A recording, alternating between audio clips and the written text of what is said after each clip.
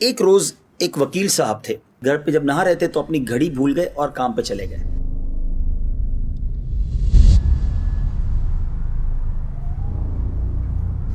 جب عدالت پہ پہنچے تو گھڑی یاد آئی، تو ایک دوست نے پوچھا کہ وہ گھڑی کہاں ہے، آپ نے آج گھڑی نہیں پہنی؟ تو کہا یار بس وہ گھر میں غسل کر رہا تھا تو غسل خانے میں رہ گئی۔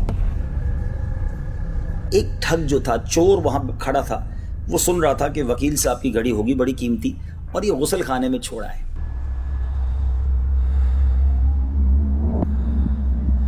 ٹھگ تھا، بڑا شاطر تھا، بڑا جس کو کہنا کہ چالاک تھا۔ اس نے کیا کیا، ایک مرغا لیا اور وکیل صاحب کے گھر پہنچا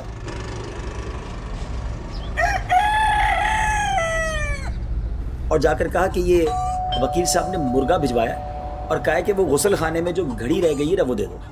اب گھر والوں نے سمجھا کہ وکیل صاحب نے مرغا بھی بھجوایا تو یہ واقعی انہی کی طرف سے آیا ہوا بندہ ہوگا۔ مرغا لیا اور غسل خانے والی گھڑی دے دی۔ شام جب وکیل صاحب گھر آئے تو گھر والوں نے کہا وہ گھڑی مل گئی تھی آپ کو؟ کہا گھڑی تو میں گھر بھول گیا تھا۔ کہا وہ آپ نے تو منگوائی تھی، ایک مرغا دے کر بندہ آیا تھا۔ کہا نہیں میں نے تو نہیں منگوائی تھی۔ سارے گھر والے پریشان کہ یہ کون تھا ایسا ٹھگ کہ جو ہمارے گھر سے مرغا دے کر گھڑی لے گیا۔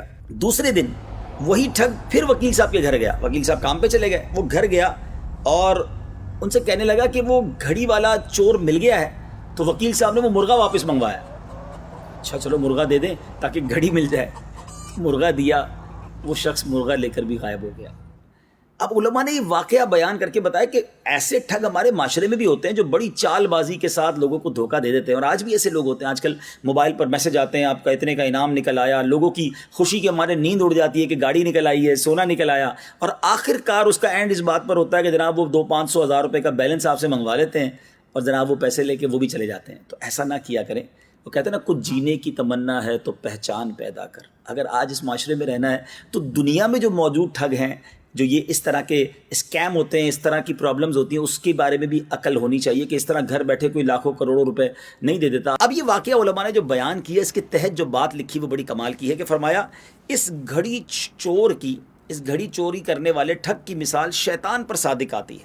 جس طرح وہ ٹھگ اپنے داؤ سے مرغے کا لالچ دے کر گھڑی لے گیا اور پھر مرغا بھی ان کے پاس نہیں رہنے دیا، شیطان کیا کرتا ہے کہ شیطان ملعون پہلے دنیاوی مرغے کا لالچ دے کر دین اور ایمان کی گھڑی لے جاتا ہے اور پھر بعد میں وہ دنیاوی جو چیزیں ہوتی ہیں وہ بھی چلی جاتی ہیں۔